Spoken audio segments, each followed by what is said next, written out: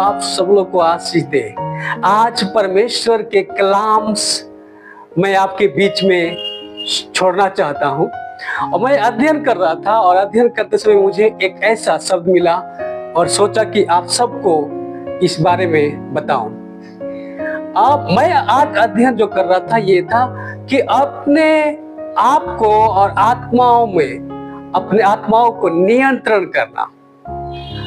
और ऐसे शब्द मैंने पढ़ा कि वो व्यक्ति शक्तिशाली है जो अपने आप को नियंत्रण करता है, अपने आत्माओं को नियंत्रण करता है। वो परमेश्वर के नजर में वो शक्तिशाली व्यक्ति है। नीति वचन आप 25 अध्याय में पढ़ते हैं।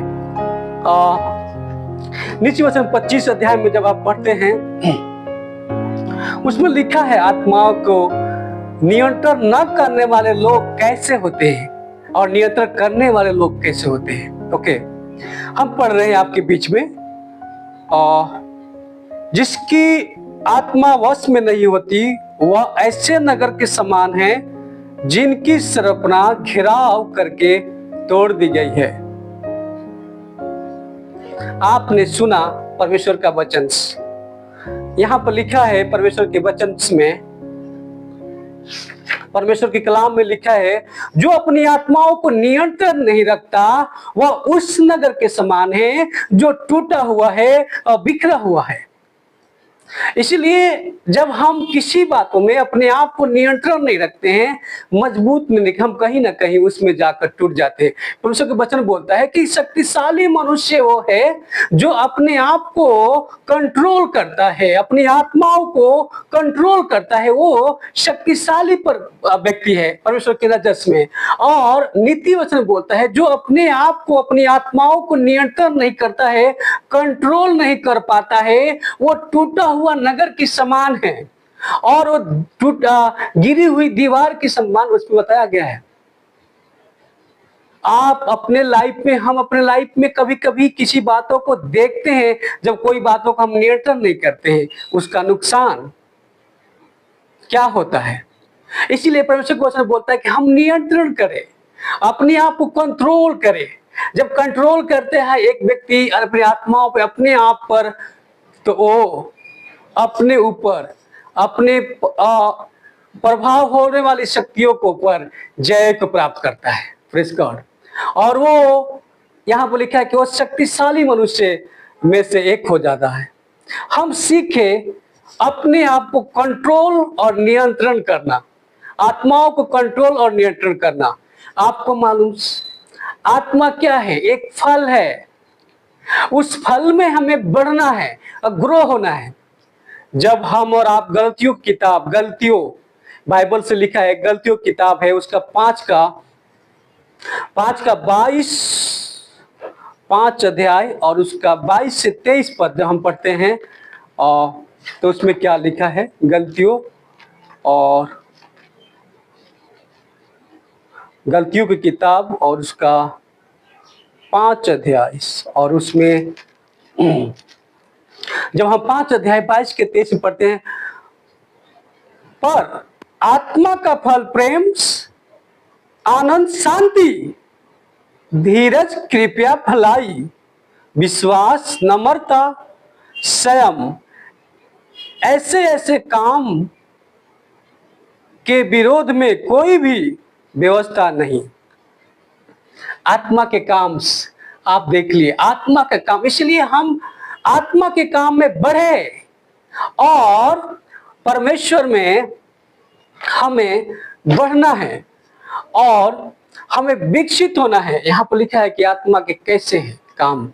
जब आप पढ़ते हैं गलतियों की किताब 5 अध्याय 22 से 23 पद में आत्मा के फल के बारे में लिखा हुआ है। आत्मा के फल में हमें विकसित होना है।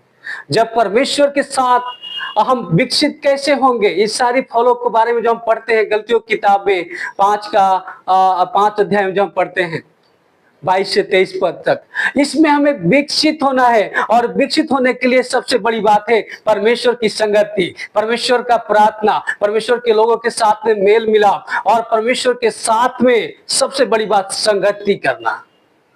ये सारे हमें कंट्रोल करते हैं। प्रार्थना करना, परमेश्वर की संगति करना, ये हमें कंट्रोल करता है, हमारे और आपकी आत्माओं को कंट्रोल करता है।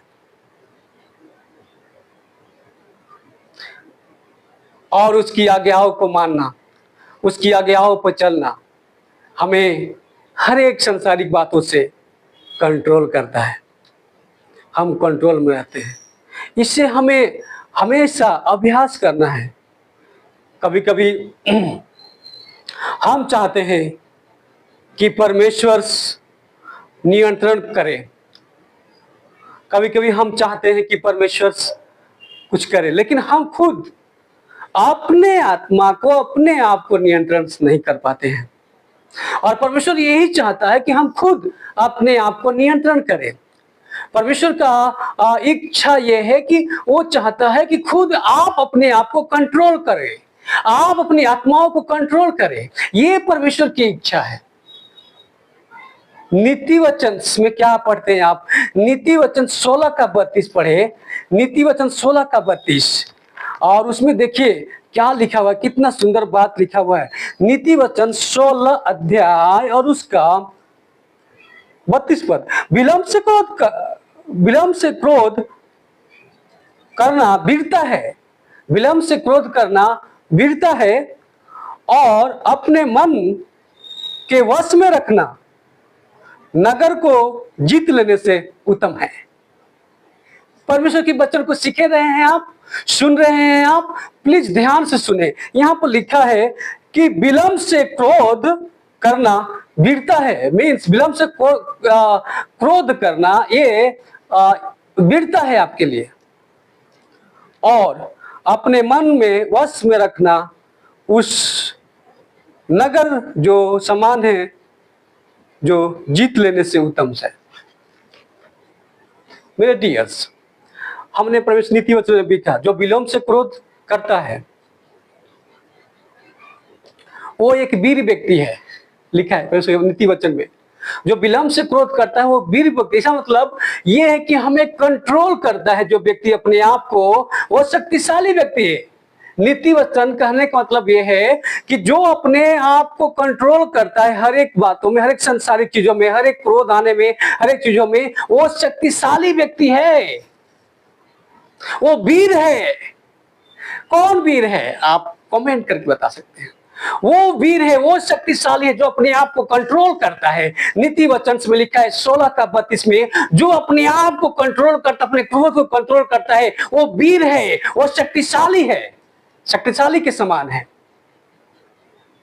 और अपने मन को वश रखता है, वो नगर को जीत लेता है, वो जय के समान है, वो जय है उसके पास, विक्ट्री के समान उसके पास। परमेश्वर के वचन बोलता है कंट्रोल जो करने वाला व्यक्ति यही है, और वो परमेश्वर की नजर में शक्तिशाली है। जो अपने आप को कंट्रोल करते हैं हर एक बातों में, हर एक संसारिक चीजों में, हर एक गलत कामों से, हर एक चीजों से, वो परमेश्वर के नजर में शक्तिशाली है। और नीति वचन में लिखा है कि जो क्रोध से कंट्रोल करता है वो तो वीर है, वो तो शक्तिशाली है। अपने विचारों को, अपने शब्द को कंट्रोल करना। कभी कभी हम सोचते हैं कि ये व्यक्ति हमारे कहने अनुसार नहीं चल रहा है, हमारी इच्छा के अनुसार नहीं चल रहा है। हम चाहते हैं किसी को अपनी इच्छा के अनुसार उनको ले जाना। परमेश्वर के वचन बोलता है कि उसमें अपने आप को नियंत्रण करना हमें। मेरे डियर्स, जब हम ऐसी बातों में, क्रोध की बातों में घबराए ना। जब आप चाहते हैं कोई आपके साथ में चले, नियंत्रण में रहें, तो उससे आप ना घबराएं। परमेश्वर इन सारी बातों को करेगा। लेकिन अपने आप को हम कंट्रोल करें, क्योंकि परमेश्वर की नजर में वो व्यक्ति बहुत शक्तिशाली है जो अपने आप को कंट्रोल करता है, जो अपने आप को बचाता है। तो आज हम जो वचन 5 मिनट के लिए आपके बीच में लाया था कि हम अपने आप को कंट्रोल करें और परमेश्वर की नज़र में हम शक्तिशाली बने, अपने सारे